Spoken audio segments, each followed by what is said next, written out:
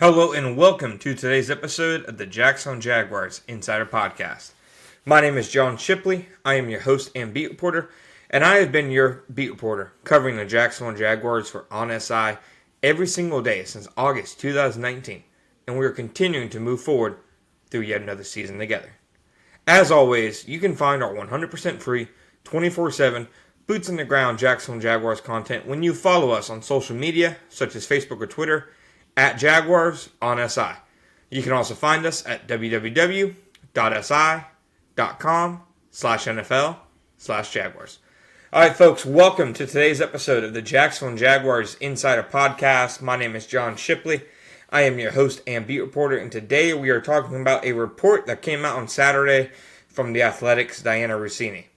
Diana Russini reported that the exact wordage of it is the Jaguars are listening on calls for wide receiver Brian Thomas Jr., even if a move feels highly unlikely. Now, that report obviously got a lot of reactions, not just inside Jacksonville, from people outside Jacksonville. Most of the reactions from people externally was, why? Why would that even be a rumor?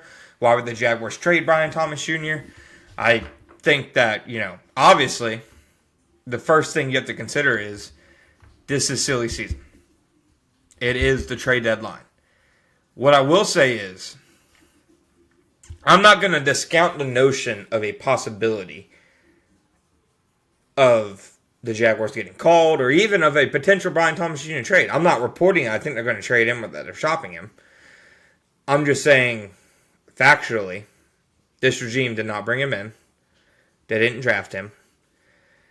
I don't think they care much / if all what he did last year. It doesn't mean anything for them and their regime moving forward. What he did last season obviously shows his talent, but they're judging him more based on this year than last year, in my opinion. And obviously this year he struggled. Nobody can deny that. Brian Thomas Jr. has, compared to preseason, or I'd say off-season expectations, has had the most frustrating year of any Jaguars player. Not all his fault. His quarterback's been wildly inconsistent. But Thomas himself, just across the board, the numbers, through 7 games. He has 27 catches for 365 yards and 1 receiving touchdown, 55 targets. His success rate has dropped from 55.6% to 41.8%. His catch rate has dropped from 65.4% to 49.1%. Yards per target has gone down a whole 3 yards, 9.6 to 6.6. And his yards per game has gone down from 75.4 to 52.1. He has 6 drops this year, which is more or equal to 9 teams in the NFL combined. Now, if you're ranking teams 1 through 32 in terms of drops, Brian Thomas Jr. beat 23rd, which is absurd. But with that said, I also think this report is merely a function of the trade deadline. It is the job of James Gladstone and Tony Boselli and Liam Cohen and the rest of the Jaguars front office to listen to calls. It is their job. I don't know if there's a single player on the Jaguars roster who would constitute the Jaguars not listening to an offer for or not picking up the phone about. And I know that might jar some people, but I simply don't think there's a player on the roster outside of maybe Travis Hunter. And that's more because of the price that they paid for him. To me, and this is not just an opinion I formed on my own. This is coming from people who have worked in the NFL for a long time. People I've talked to and built relationships with over the years. People who have been the ones executing trades in past years for teams. And the way one longtime personnel guy said to me years ago, he said, outside of pure bona fide franchise quarterbacks and a couple pass rushers, there is nobody who is not tradable in the NFL. Like, I don't think Lamar is tradable. I don't think Josh Allen, Patrick Mahomes. You can probably put Joe Burrow up there. I don't think Myles Garrett is. You should be able to say Micah Parsons isn't tradable, but Jerry Jones did it anyways. Aiden Hutchinson might honestly be in there. Jared Verse might be in there. Other than that, I don't think just naturally there are players in the NFL who you can say, no, not available, don't even ask. Years ago, in 2022, the Kansas City Chiefs made consistent calls to the Jacksonville Jaguars, and I mean consistent, about one of the Jaguars' best players. Jaguars weren't shopping him. Jaguars weren't calling other teams saying, hey, please take him off our hands. But the Jaguars were doing their job, which was to listen. They didn't make the deal. They never got an offer that would have constituted doing so. But it was their job to at least listen. This player wasn't somebody who you say no about listening to. Because there's only a couple of those guys in the entire world, people. So when you see Brian Thomas Jr. listed in these, I'm not saying to completely get in your head, no, that won't happen, no way. But what I am saying is, it shouldn't be surprising. Brian Thomas Jr. is not an off-limits player, in my opinion.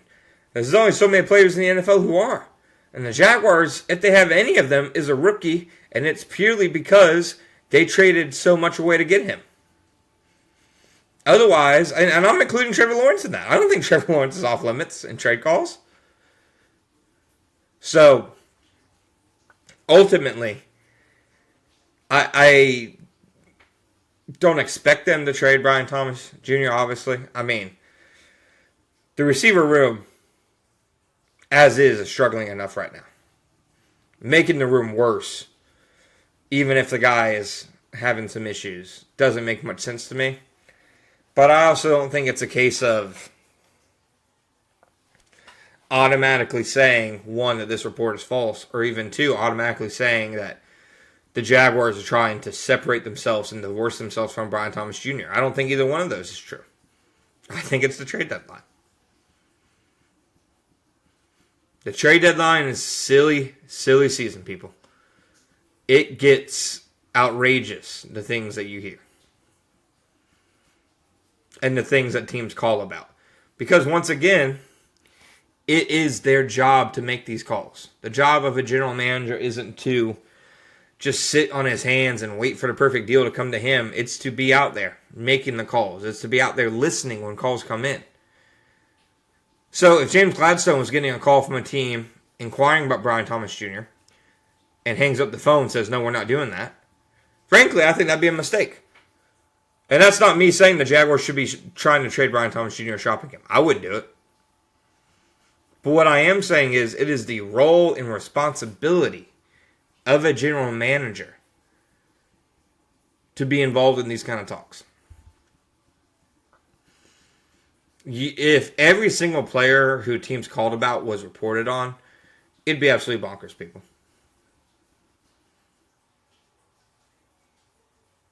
The trade deadline and the draft. Those are silly season. Those are the times where you see the crazed amount of reports because there's so many conversations happening. Not every conversation happening means a move is about to be made or players about to be picked or players about to be traded. It is simply the process. Teams are working through the process. So no, I don't expect Brian Thomas Jr. to be traded. That's just my gut. I also, though, think that it's the Jaguars' job to listen if teams are offering. And that I also don't think Brian Thomas Jr. is an off-limits player. You look at the context of everything, the season he's having, the new regime, I don't think it's crazy for them to be listening. But I also don't think them listening necessarily means much more than just doing that. Because at the end of the day, it is James Gladstone's job to do exactly that. Thank you guys for listening to today's episode of the Jacksonville Jaguars Insider Podcast. My name is John Shipley. We'll be back next time.